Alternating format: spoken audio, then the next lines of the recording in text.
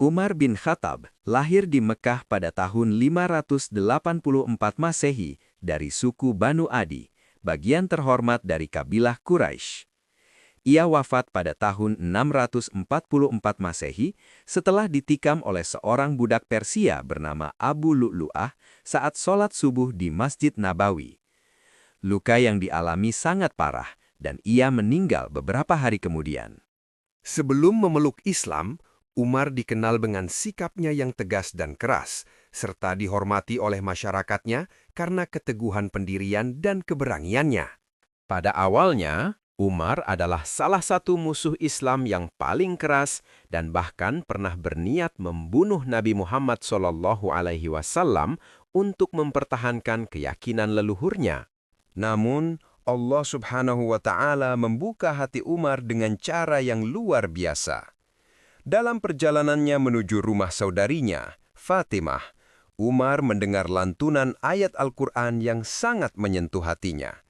Setelah itu, Umar memeluk Islam dan menjadi salah satu pembela yang paling setia, berubah dari musuh menjadi sekutu kuat Nabi. Setelah memeluk Islam, kisah Umar bin Khattab semakin menarik.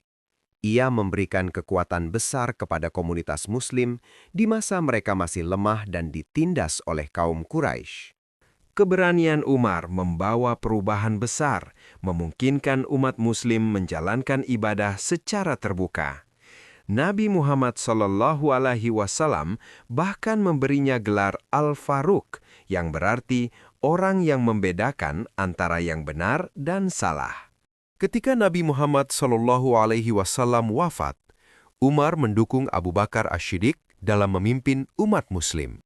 Setelah wafatnya Abu Bakar, Umar bin Khattab terpilih sebagai khalifah kedua dan memimpin dengan kebijaksanaan yang luar biasa.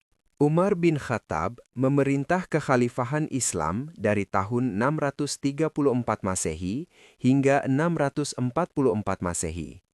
Di bawah kepemimpinannya, kekhalifahan berkembang pesat, meliputi Persia, sebagian besar Kekaisaran Romawi Timur, Mesir, Suriah, dan Palestina. Umar tidak hanya fokus pada penaklukan, tetapi juga membangun sistem pemerintahan yang kuat dan adil. Beberapa pencapaiannya yang penting meliputi 1.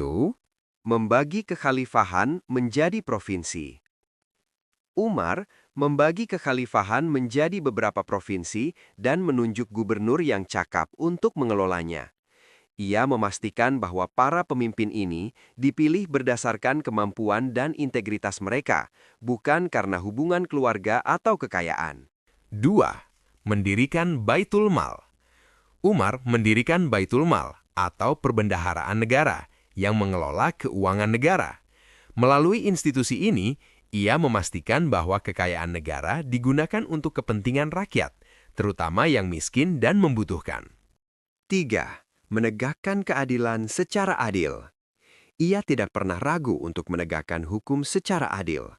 Bahkan jika keputusannya mendapat kritik, ia dengan rendah hati menerima masukan dan melakukan koreksi jika diperlukan. Kebijaksanaan Umar bin Khattab sebagai pemimpin terlihat dalam berbagai keputusan penting yang ia buat. Salah satu contohnya adalah saat terjadi kekeringan parah di Madinah. Umar berdoa memohon hujan. Tetapi ia tidak berhenti di situ.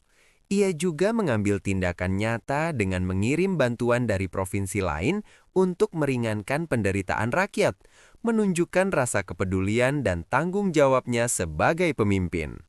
Umar juga memperkenalkan kalender Hijriyah yang masih digunakan hingga saat ini.